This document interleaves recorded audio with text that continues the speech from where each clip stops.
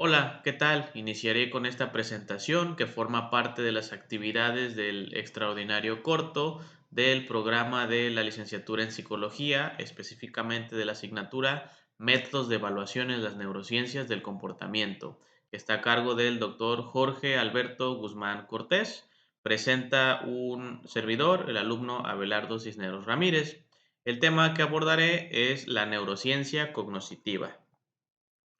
Pues bien, antes de iniciar es necesario realizar una breve contextualización del tema, y es que a lo largo de la historia de la humanidad, el hombre siempre se ha preguntado sobre la naturaleza de diferentes procesos que ocurren en su mente, desde los sueños, la imaginación, el pensamiento, etcétera. Y también a lo largo de la historia, estas actividades habían sido asociadas a diferentes situaciones, desde procesos sobrenaturales, posesiones demoníacas, incluso visiones místicas.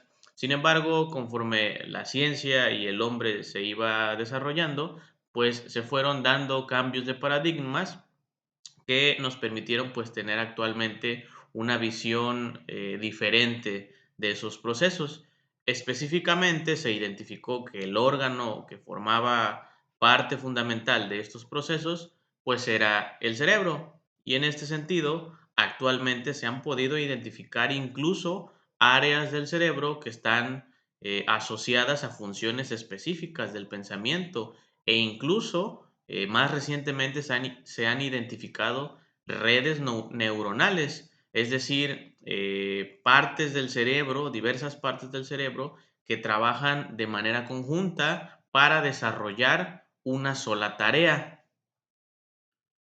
Bien, dicho lo anterior, es necesario entender un poco cuál es la génesis de la neurociencia cognoscitiva, y para entenderlo, pues es necesario que tengamos en cuenta que esta disciplina o esta ciencia surge de las aportaciones de otras disciplinas. Tenemos especialmente tres. La neurociencia cognoscitiva va a surgir de las aportaciones que se hicieron, claro, en psicología experimental, pero también en áreas como la neurofisiología o las ciencias cognitivas. En su conjunto, diversos estudios, diversos trabajos que se hicieron en esta área, pues van a dar origen a la neurociencia cognitiva, que si quisiéramos definirla, pues podríamos decir que es una ciencia que se va a encargar de investigar cómo funciona nuestro cerebro, pero además cómo el cerebro da lugar a diversas actividades mentales, como cuáles, como la percepción, la memoria, el lenguaje e incluso la conciencia. De todo esto se va a encargar la neurociencia cognitiva. Ahora, cuando surge esta disciplina, surgen en su interior también diferentes debates teóricos.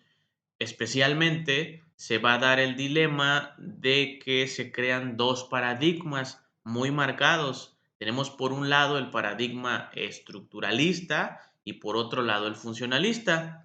En primer lugar está el paradigma estructuralista, que va a intentar realizar algo así como una cartografía cerebral. ¿Qué significa esto? Pues se va a tratar de clasificar el cerebro y decir: esta área está asociada a esta actividad mental. Esta otra está asociada a esta otra actividad mental. Entonces, lo que se buscaba era básicamente realizar una cartografía e identificar precisamente qué áreas del cerebro, en qué lugar se encontraban, y poder asociarlas con una actividad particular. Para ello, pues también se va a utilizar el método anatómico clínico, es decir, se revisaba en pacientes a lo mejor alguna dificultad que tenían, alguna lesión, y a partir de eso se identificaba qué parte o qué lugar del cerebro no estaba funcionando correctamente. Entonces se podía establecer el vínculo de que si cierta área del cerebro tenía alguna lesión, se asociaba con un bajo rendimiento en tal o cual actividad mental. En este paradigma van a resultar clave las aportaciones de Broca en 1864, que recordemos, él va a identificar lo que se conoce ahora como el área de Broca, que es un área asociada a actividades relacionadas con el lenguaje. También tenemos las aportaciones de Wernicke en 1874, que también a su vez identificó un área conocida como el área de Wernicke, en donde se supone se decodifica lo que se escucha, que también tiene que ver con el lenguaje. Por otro lado, tenemos el paradigma funcionalista. Este va a plantear algunas situaciones un poco distintas al anterior paradigma, y es que desde este paradigma se entiende que el cerebro funciona en módulos, es decir, no son áreas específicas las que van a posibilitar cierta actividad mental, sino que el cerebro va a trabajar de manera conjunta. En la mayoría de las ocasiones, nuestras actividades mentales van a estar producidas por más de un área en nuestro cerebro. Además, las diferentes actividades mentales que nosotros desarrollamos, pues se pueden incluso jerarquizar, es decir, se pueden categorizar desde lo más simple hasta lo más complejo. Y aquí, pues una aportación clave van a ser los estudios de Luria en 1970. Al interior de esta disciplina, la neurociencia cognitiva, pues también vamos a tener diferentes técnicas de exploración. Vamos a tener por un lado la neuroimagenología y por otro lado la neurofisiología moderna. En primer lugar, tenemos que la neuroimagenología pues va a ser la exploración estructural y funcional del sistema nervioso mediante diferentes técnicas. Por otro lado, la neurofisiología se va a enfocar más en la parte de la conducción eléctrica de nuestro sistema nervioso. Ambas disciplinas o ambas técnicas van a tener dos principios fundamentales, que es la activación y la subtracción. ¿Qué significa esto? Bueno, se va a buscar estimular el cerebro y que ocurra algún cambio, ya sea en la parte eléctrica, en la parte funcional o neuronal de nuestro cerebro, y en ese momento es necesario tomar, digámoslo así, una captura, una fotografía de lo que cambió en el cerebro, pues para poder identificar y analizar qué es lo que está ocurriendo.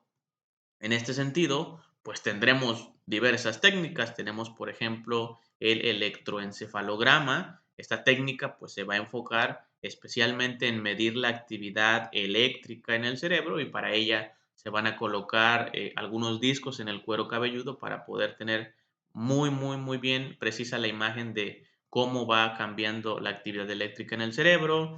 Tenemos la Blood Oxygen Level Dependent. Esta pues va a hablar un poco, nos va a identificar los cambios que hay en el oxígeno, en la sangre, más bien los cambios que hay del oxígeno en la sangre. También tenemos, por ejemplo, la resonancia nuclear magnética funcional, que se va a centrar en identificar los cambios en el flujo sanguíneo en nuestro cerebro. Y así habrá otras técnicas de exploración. Lo cierto es que, a pesar de todas las técnicas, existen algunas limitaciones. Por ejemplo, operaciones mentales como la percepción, la atención selectiva, el procesamiento del lenguaje y la memoria son difíciles de capturar, y lo son porque ocurren de manera muy rápida, y a pesar de que tenemos tecnologías y diferentes técnicas, sigue siendo un poco complicado capturarlo. En este sentido, pues es necesario utilizar ambas técnicas, no de manera distanciada, sino de manera complementaria, porque al final ambas buscan pues la investigación de la función cerebral.